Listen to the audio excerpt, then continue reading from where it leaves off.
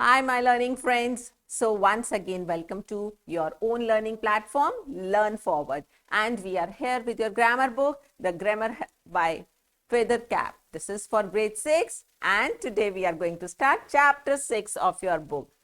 We have learned so much about nouns before this. So nouns are naming words. And what about the words that can replace them? They are called pronouns. Yes, and in this chapter, we'll be learning in detail about pronouns.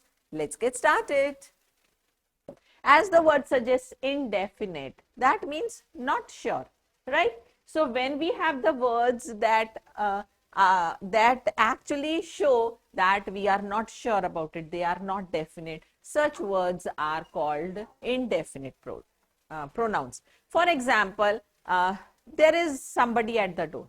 If you are sure who is knocking, you will say XYZ person is knocking. Mama is knocking at the door. Papa is knocking at the door, right? But when you are sitting in, you don't know who is outside. So what do you say? You hear a bang, a knock at the door, and then you say, somebody is knocking. So that word somebody shows you are not sure about who is knocking, but yes, you are sure that there is a knock at the door. I must go and check out who's there, right? So this is the meaning of indefinite.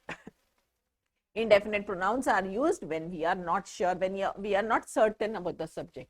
Somebody has taken the key. You don't know who has taken. Nobody was around. So here also we are not sure about it. Nobody. We are not referring to anybody particular.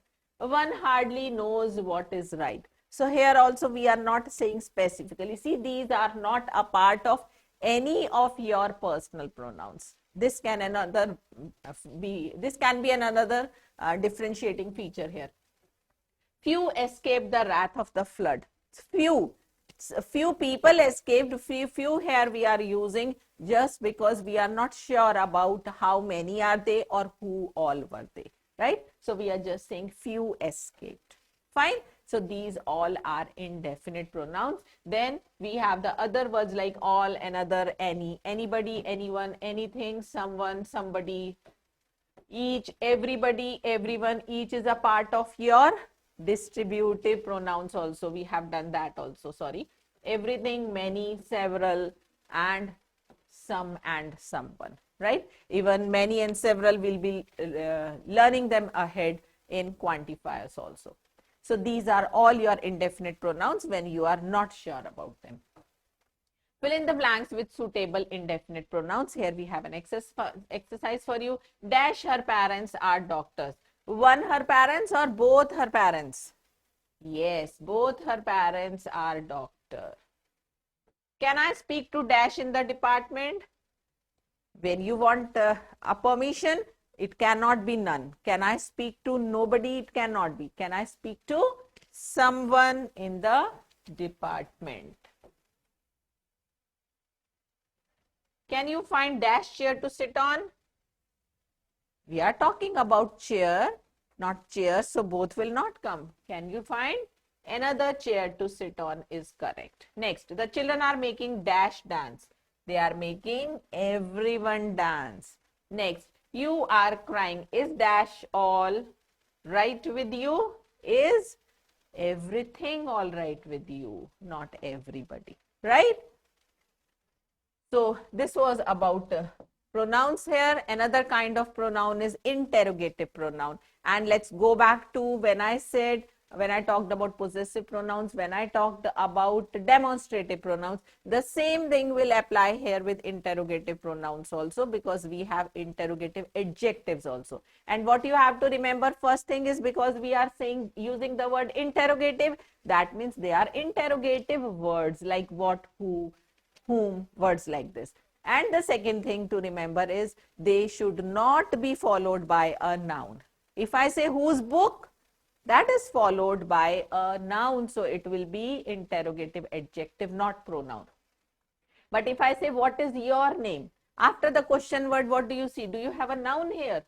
No, that means this is your interrogative pronoun. Then, which is your camera? Again, this is the question word followed by a verb, not a noun. So, it is again an interrogative pronoun. For whom? Whom is again interrogative pronoun. Here again, who wants? This is a verb. So, not a noun. That means this is interrogative pronoun. Whose book is this? Yes, here you come to that point. Here, whose is followed by book, which is a noun. So this is not interrogative pronoun. And how can you reframe this sentence so as to use whose as interrogative pronoun? We'll say like this: whose is this book? Okay, now here what you see, after the word whose, after this interrogative word, you have the verb is. It is not a noun. So here your word whose is your interrogative pronoun. Got it? Okay. Again, what, which, what is used when we are talking about things? Which is used again to talk about particular things or persons both. And who, whom, whose, these are used when we talk about only persons. We have an exercise here. Fill in the blanks with suitable interrogative pronouns. Dash did you say in answer to the question? What did you say? Dash are you waiting for? Whom are you waiting for? Next. Dash is this umbrella. Very good. Whose is this umbrella? See here. If I reframe this sentence and I say whose umbrella is this, then it will become interrogative. Yes, interrogative adjective. This is whose. Next, dash is your staple diet. What is your staple diet? Next, are late for the class today. So they are asking you why. But this, again students, make it a point, this is not interrogative pronoun because we are not replacing why for a noun. Okay, we'll learn about this ahead. Why am I saying that why is not an interrogative pronoun? Next, dash train goes to Delhi. Perfect answer. Which train goes to Delhi? You all are brilliant. So, you have understood interrogative pronouns and interrogative adjectives. Let's learn about usage of pronouns and what do you mean by this topic? What is the concern here? Usage of pronouns means you have to be particular. I explained in the beginning that you have to make sure what person is to be used, what number is to be used, whether it is singular or plural, and what gender we are talking about. So according to that, your pronoun and some more rules to go ahead. The pronoun must be of the same gender. See, same gender, same number and same person to according to the noun for which we are using it. So if I talk about Jafar helps his mother, it is singular masculine, I'll say he. But if I talk about Hina, so it is singular but feminine, so I'll use here she. So you have to be particular about this rule.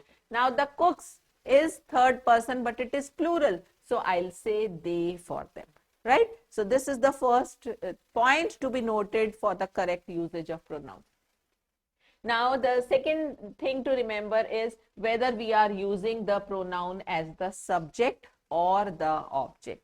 So because we have just listed the personal pronouns in two columns separately, whether we are using them in nominative case as a subject or we are using them as objective case, in objective case as object. So you have to make sure here we were using them as subjects only. But if I talk about the jury has arrived at a decision, it will announce its decision after lunch, right?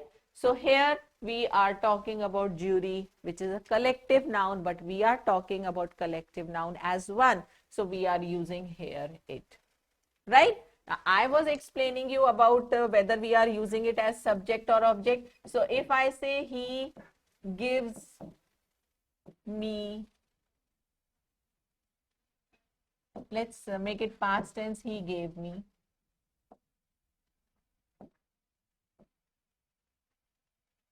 He gave me a pen. And if you just go back, you'll say,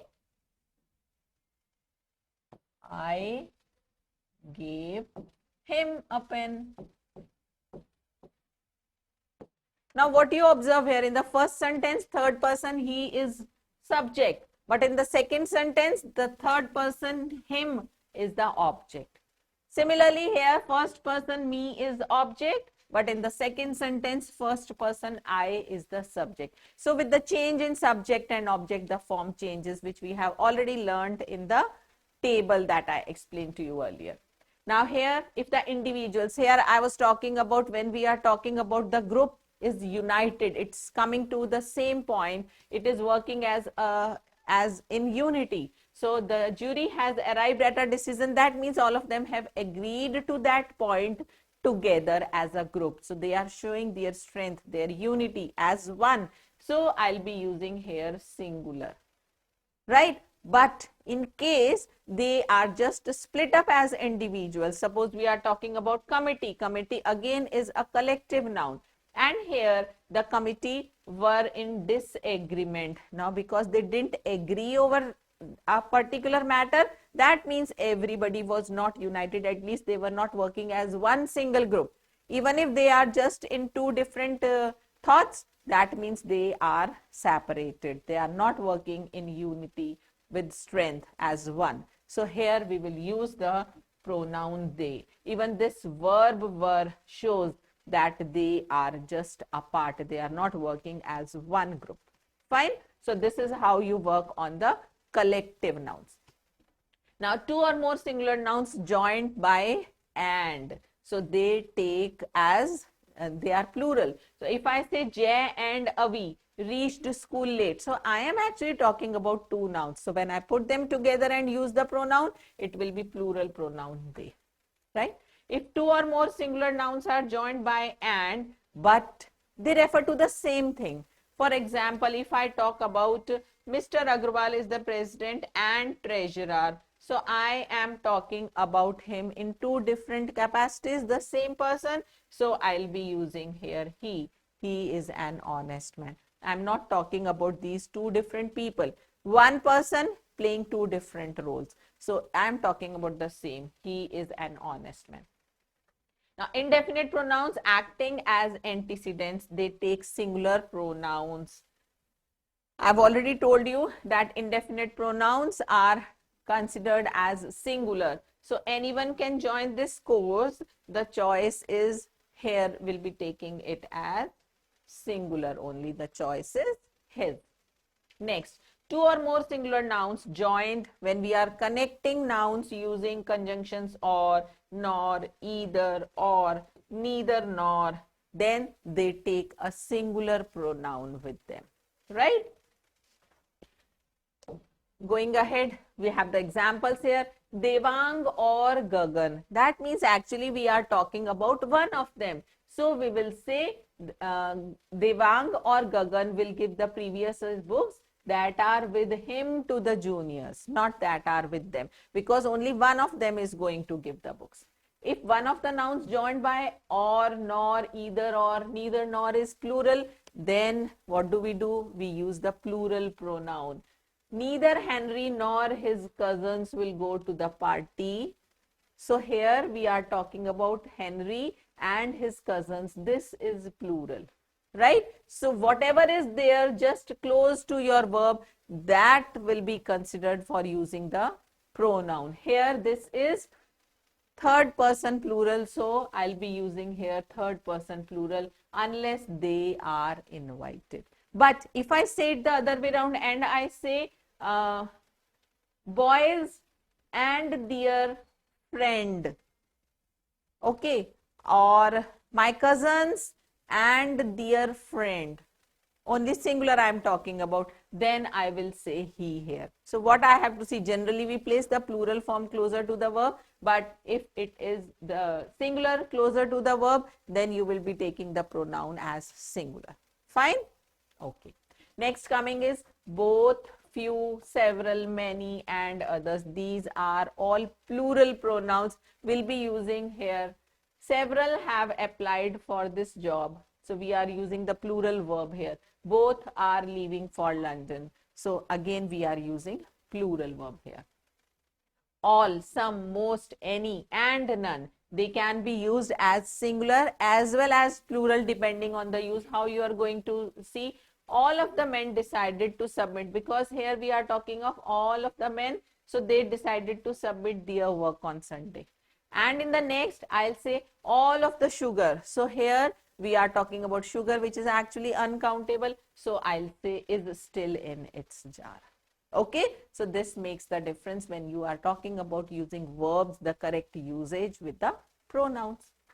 Going ahead is an exercise. Find out the pronouns in the following sentences and tell which number and gender they belong to. So first you'll pick out the pronoun. Tell me which number is it?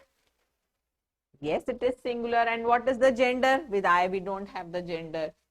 I do my work and she does hers. So we have she also, we have hers also. Which gender is it?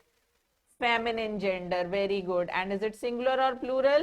It is singular. Perfect. So we have to give two things here. Whom did you meet on the way? Now when we talk about you, there is no point talking about the gender. But when we are talking about singular, plural, because this is nothing is specified here. Whom did you meet on the way? It can be that students were going, they met somebody, and I'm talking whom did you meet on the way? So that's fine. We cannot even talk about singular or plural here. He met some of his friends. Okay, tell me about he. It is masculine gender. Very good. And singular. Excellent. But when we talk about they, there is no gender for they, but it is plural. They were on their way to school. Tell them that they must wait for us. So we have them and they. We don't have gender with them, but yes, it is plural. Now, when you talk about, yes, there is another one. Good. When you talk about this, we cannot talk about gender when we are talking of first person. So what we can say is it is plural only. So we know Matadin and he knows us. So we again is the pronoun here. It's plural only and gender does not matter. Now when you come to he, it is masculine gender. Good. And it is number is singular. Perfect. And when you talk about us, again gender does not matter, but of course it is plural. So that was the easier one for you. Now what we have learned in the sessions on pronouns, let's quickly recall. We learned about pronouns are the words that replace nouns. Then going ahead, we talked about personal pronouns, first person, second person, third person, nominative case, subjective case, and possessive case, right? Then going ahead, we did possessive pronouns, and we also learned the difference between possessive, interrogative, and demonstrative pronouns as well as adjectives. I am taking them all three together now. Possessives, then we learnt about demonstratives, and we also learnt about interrogative pronouns.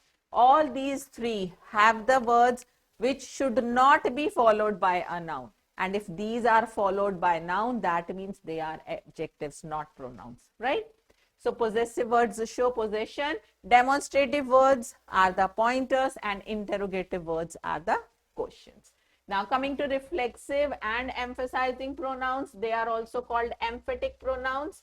We learned that the words with self and selves, they are reflexive and emphatic, and in reflexive the action comes back to the doer, and in emphatic the doer and receiver of the action are different. Next is distributive pronouns, where we are talking about many individually, right? Like each, every. Now reciprocal pronouns, I told you, just like we do reciprocals in fractions, we have reciprocal pronouns when the things are exchanged. I am talking to him, that means only I am talking. But we are talking to each other, that means it is a two-way communication. So that is reciprocal pronouns. Indefinite pronouns means you are not sure, that means we are not talking about anyone particular. And then we have relative pronouns that relate a noun to a phrase in the sentence, or that relates a noun to some other part of the sentence in the sentence, right? So these are relative pronouns, and most of them are actually question words, but they are used in between the sentence and the nouns in such cases to which the pronouns refer, to which the relative pronouns refer. What are those nouns called? Do you remember? Yes, they are called antecedent. Remember this word. They are called antecedent, and antecedent is put very close. We try to put it just next to the relative pronouns. Okay. So this was a recap on what all we have learned in pronouns. Going ahead, we have the test check for you, practice to perfect. You have multiple choice questions, take the correct answers. A word used instead of a noun, what is that called? Pronoun. Yes, it's here. Nikki locked the door herself. What is this colored word? Is it emphatic or it is reflexive? Tell me. Emphatic. Yes, it is, because lock is the action, Nikki is the doer, door is the receiver. So where is herself coming from? So it is emphatic. We are emphasizing. Pronouns used to refer to persons or things in a general way. What are they called? When we are talking about them in a general way, it is indefinite. That means we are not sure about them. Which pronoun is used for both singular and plural nouns? Only one, which is, yes, it is you. The pronoun that is used for masculine gender, neuter gender, feminine gender, or all of them. You remember I told you that is used for living as well as non-living, and living can be male as well as female. So all of these genders. Next, the pronouns used as subject in a sentence are said to be in which case? Yes, that is subjective case or nominative case. So let's see what word is given here. Yes, it is nominative case. Very good. So correct answers from you reflect your perfect knowledge about this. Next question is identify the kinds of underlined pronouns. So we have already done the different kinds of pronouns. I hope you'll be able to do. Let's do 1, 2 from here. You can have either of the two pens. So when you say either, what is it? It is distributive. Very good. The next one is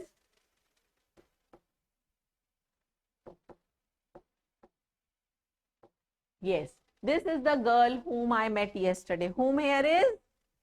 Good. It is a relative pronoun. What is the discussion about? Interrogative. Very good. So I hope you can do this. You have learned, you have responded very well to all the different kinds of pronouns. So the rest you can do yourselves. Good. Now fill in the blanks using correct personal pronouns from the box. I think this will also be very easy for you. Still, let us do some. Where is the boy who came to see me? Of course, not mine nor ours. No. It can be either you or me. Nothing else. Who came to see them is also possible. That's it. Okay. So we can have one of these. Me. Let's write all of them options here. Me, you, them. We'll see where only one can be fit. We'll just strike off from here. I'm sorry to have disturbed. Of course, you. So you will come here. I'm sorry to have disturbed you, because we are apologizing only to the person to whom we are speaking. So of course you. So we just strike off you from here. These toys are yours, but those are mine. It can be ours also. It cannot be yours for sure, because these are yours. Did Dash hurt her toe when Dash was running?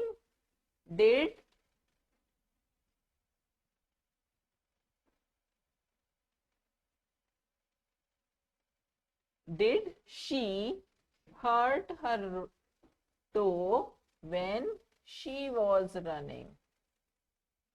Because you is not possible, because after you it should be were. There is no other option here, right? So this is the only possibility, children. While we were at Shimla, we met a friend of ours, because we are talking about we, so it will be ours definitely. So now here we strike off ours. Okay, next. Tell those students that Dash must be on time. We are talking about those students in plural. Yes, perfect. So it will be that they must be on time. Next. This is my shirt. That must be yours. Okay, do we have that? Perfect. It is yours is here. Next. They have not yet finished their work. Tell them to hurry up. Very good. So see, them is coming here, no other option. So we strike off them from here also. So if what I have showed from proved from this exercise is, if you are not given this help box, then you have multiple options sometimes to use, and you can use any of them. But because the other words fitted somewhere else, so we have just struck them off, so that we can just use each of the word only one time from the help box. So is that clear to you, children? I hope the session on pronouns was interesting for you. So do practice, do remember the differences. That will come only by practicing different exercises, and will be coming up with more interesting sessions in grammar. Till then, happy learning, children.